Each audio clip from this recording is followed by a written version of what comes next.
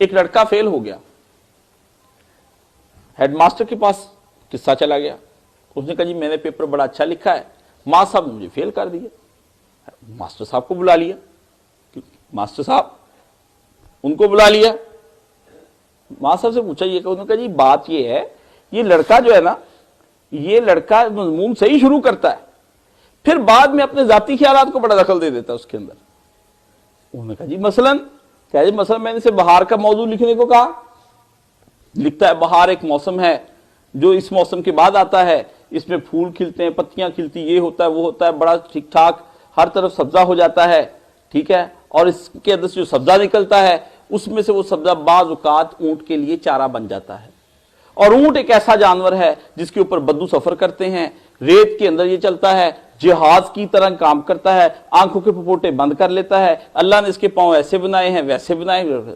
اچھا، استاد نے کہا تو یہ تو ڈسکس تو ہوگا نا جب اس طرح کا۔ انہوں نے کہا جی نہیں، دوسرا مضمون میں نے بھی دیا تھا۔ وہ کیا دیا تھا؟ کہ میں نے کہا جاپان پہ لکھو، کہا جاپان بڑا خوبصورت ملک ہے، وہاں کی زمین بڑی اچھی ہے، وہاں پہ یہ ہوتا ہے وہ ہوتا ہے، ہر طرف سبزہ ہی سبزہ ہے، اور پھر سبزہ جو ہے نا اس کے اندر چارہ ہوتا ہے،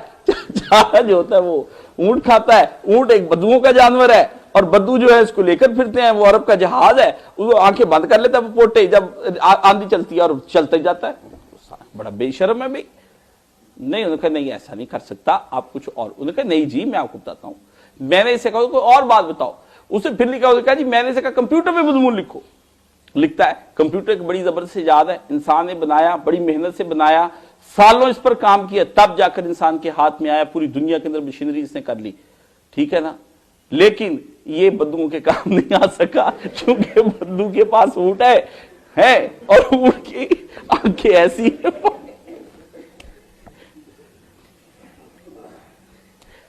استاد بڑا ہے، انہوں نے کہا بالکل نکال دو اس کو، یہ بالکل واقعی فیل ہونے کا۔ اسے خط لکھا استاد کو، اس نے کہا استاد جی میرے ساتھ ظلم کی، میرے ساتھ ظلم کیا، اور ظلم کی یہ انتہا ہے کہ یہ ظلم تو عربوں نے بھی کبھی نہیں کیا۔ جس کے پاس اونٹ ہے،